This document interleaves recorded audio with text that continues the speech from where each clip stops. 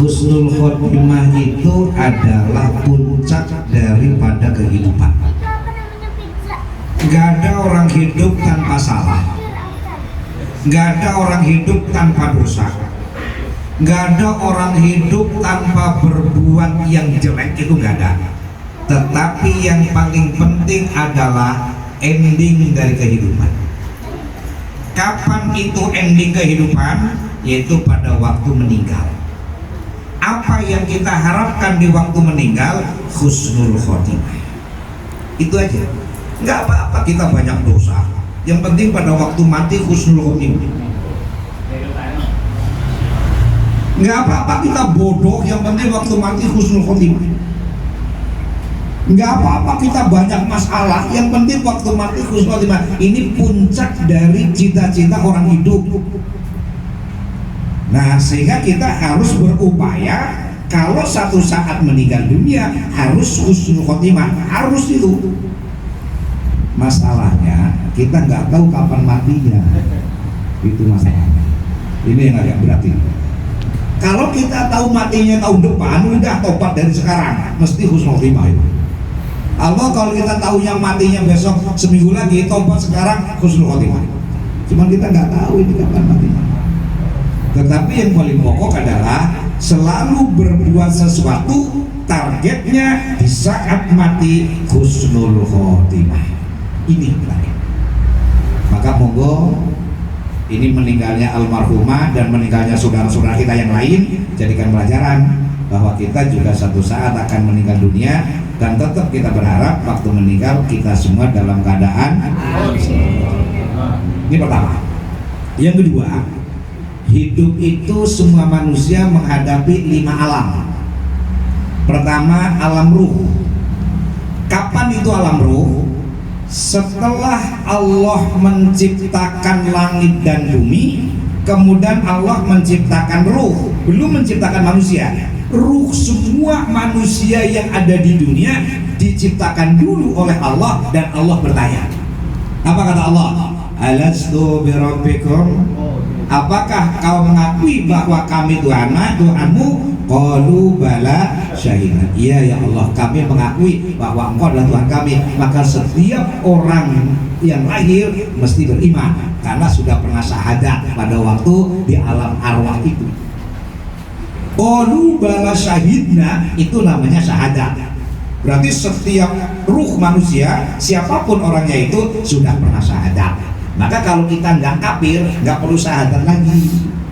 Jadi kalau kita pernah jadi orang kafir, murtad, kembali ke Islam, perlu syahadat lagi. Atau orang kafir masuk Islam, syahadat. Tapi kalau dari kecil Islam terus, walaupun nggak pernah sholat, kan ada kan? Ada nggak orang Islam dari kecil nggak pernah sholat? Sampai gede nggak sholat ada juga? Sampai tua nggak sholat ada juga?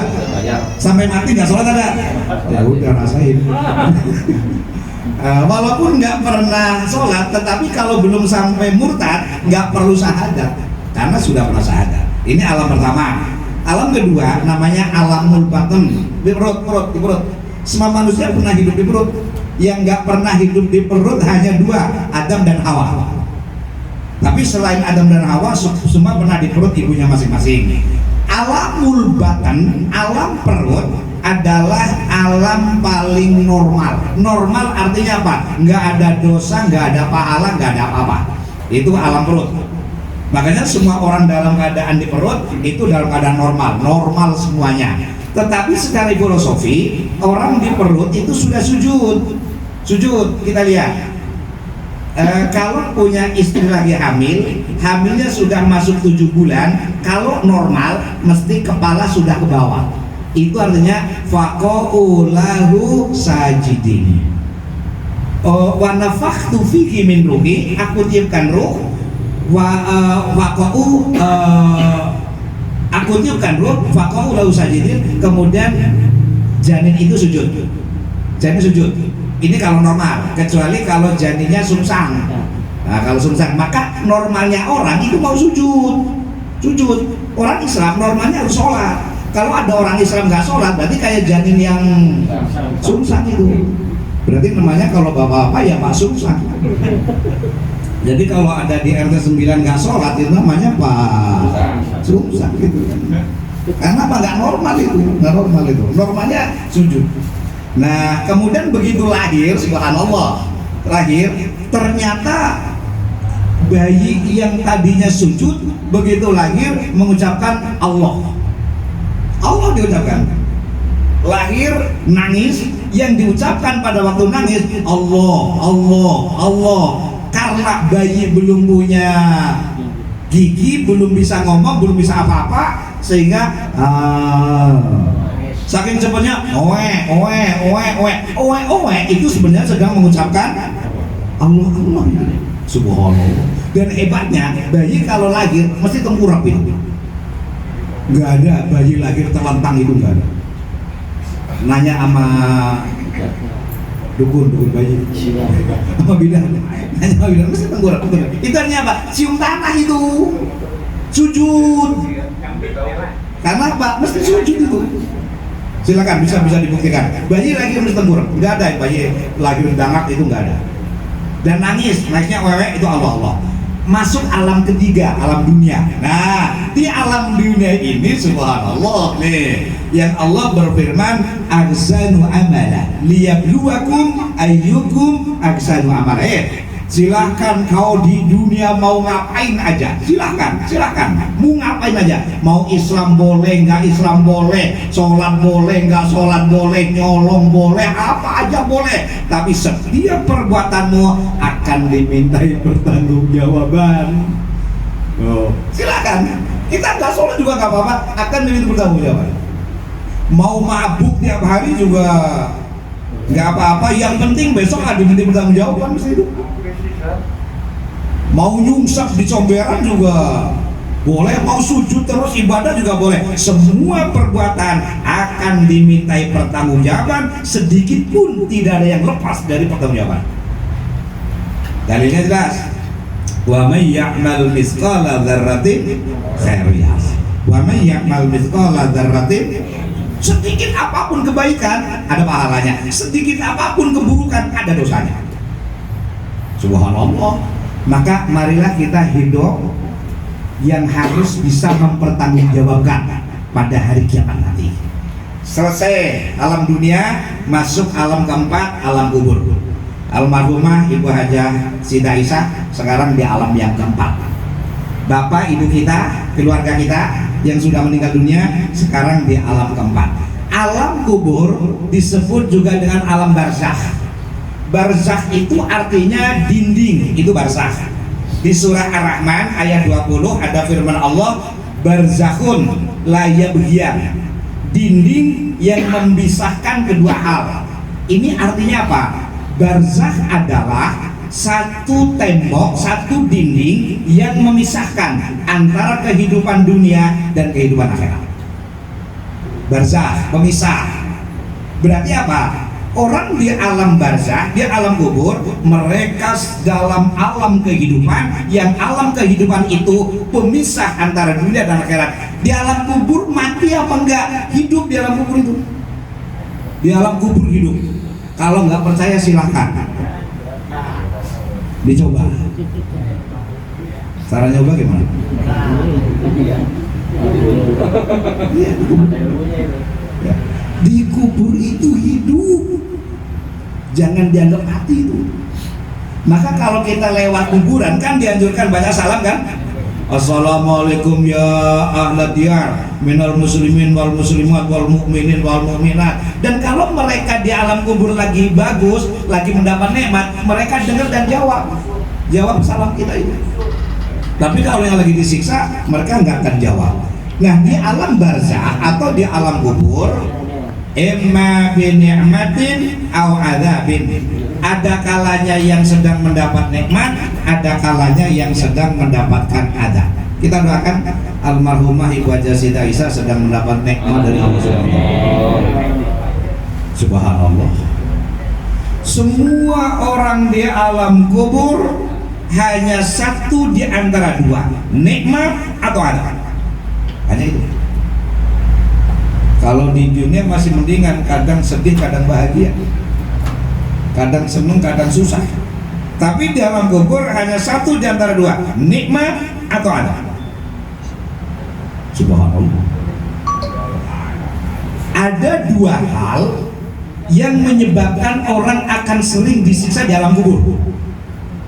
Pertama, kalau istinja tidak bersih, ini menyebabkan orang disiksa di alam kubur. Baik istinja dari buang air kecil atau buang air besar, ini nggak bersih. Kemudian kita ibadah, tentu ibadahnya mardud, dan ini menyebabkan penyiksaan di alam kubur. Yang kedua, sering mengadu domba, sering ngomongin orang, sering jelek-jelekin orang padahal dia paling jelek. Ini maka menjadikan siksa di alam kubur. Maka Rasul wanti-wanti, kul khairon aw liyasmut. Kalau ngomong yang baik, kalau nggak bisa ngomong yang baik, lebih baik diem. Kalau bapak-bapak sih insya Allah jarang ngomongin orang. Cuman istri kita ini yang kadang-kadang cerewetnya ampun-ampunan. Cuman ibu-ibu walaupun sering ngomongin orang, rajin ngaji ibu. Kalau bapak-bapak jarang ngomongin orang tapi jarang ngaji. Baik, jadi jaga mulut kita dari ngomongin orang. Nah, begitu besok terjadi zilzalah. Zilzalah itu kiamat. Idza zulzilatil ardu zilzalaha, kiamat. Laut udah apa tuh namanya? Naik, bumi udah hancur, berarti kiamat. Udah terjadi kiamat. Berarti selesai alam yang keempat, masuk alam terakhir, alam yang kelima, yaitu hari kiamat. Nah, di hari kiamat ini prosesnya panjang, ada hisab dan yang lain-lainnya, tapi endingnya ada sebagian surga, ada sebagian neraka. Di neraka terbagi dua. Pertama, yang khalidina fiha abada, yang kekal di neraka. Siapa yang kekal? Orang-orang kafir, orang-orang musyrik, orang-orang munafik. Itu ada di neraka kekal. Kalau orang Islam yang banyak dosa masuk neraka dulu, tapi nanti akan diambil, dimasukkan ke surga. Nah, ada orang-orang yang sangat soleh, sangat baik, nggak dapat siksa neraka, tapi langsung masuk surga ada. Nah, kira-kira kita ini masuk neraka dulu apa langsung surga kira-kira? Ya, tergantung.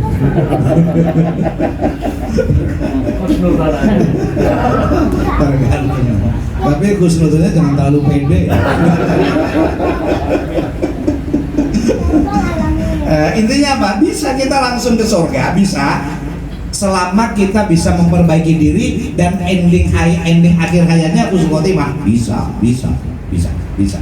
Makanya umur yang masih ada, mari kita manfaatkan untuk beramal soleh. Karena apa? Setiap amal soleh yang kita lakukan menghapus kejelekan di masa lalu. Maka Rasul mengatakan, wa adbi as-sayyi'atal hasanata tamhuha. Ikutilah kamu dulu pernah berbuat jelek dengan perbuatan yang baik. Saya ulangi, kalau kamu dulu pernah merasa berbuat jelek, itu adalah perbuatan yang baik, maka perbuatan yang baik tamhuha, akan bisa menghapus perbuatan yang jelek. Maka kalau kita terus berbuat baik terus, dan insya Allah akhir hayat husnul khotimah, kita langsung masuk surga tanpa mampir di neraka. Amin ya rabbal. Baik, ini 5 kehidupan manusia, menjadi catatan kita. Terakhir, kepada keluarga almarhumah Ibu Hajah Siti Aisyah, anak, mantu dan seterusnya, ada 3 pesan dari saya. Pertama, bacakan Fatihah almarhumah ibunda min kulli ba'da salatil maktubah, setiap selesai sholat 5 waktu. Ini pesan, karena saya yakin di masa-masa akhir hayat Ibu Haji insya Allah dalam keadaan baik, sehingga terus didoakan oleh anak-anaknya. Kita tahu kayak parajinya dia ibadah ke masjid berjamaah sampai kakinya di semper juga masih berangkat aja ke masjid. Kita tahu begitu semangatnya ibadah, dan dia kayaknya dikasih ujian oleh Allah sakit, kayaknya sabar sekali tuh, sabar sekali. Saya sering ngobrol pada waktu dia sakit, dia kayaknya tabah sekali menghadapi sakit itu, karena kalau sakit bisa sabar, maka penyakitnya akan diganti pahala oleh Allah Subhanahu wa taala. Itu yang pertama. Kemudian yang kedua, kepada keluarga almarhum, tolong usahakan untuk bisa akur, rukun, bersatu, apapun masalahnya. selalu bersatu. Kemudian yang terakhir, kalau almarhumah ada wasiat, tolong selama itu wasiatnya baik, lakukan. Atau kalau ada niat baik yang belum tercapai, tolong dilakukan oleh anak-anaknya atau mantunya dan seterusnya. Ini bagian daripada tindak lanjut dari orang tua kita, termasuk orang tua kita. Kalau ada yang sudah meninggal dunia, dulu punya wasiat, harus dilaksanakan. Kemudian kalau ada harapan baik, keinginan baik, tolong diamalkan. Terakhir, kalau seandainya ada utang, tolong wajib dibayarkan. Yang membayarkan adalah anak-anaknya. Demikian yang bisa kami sampaikan. Mohon maaf, terima kasih. Assalamualaikum warahmatullahi wabarakatuh. Waalaikumsalam warahmatullahi wabarakatuh.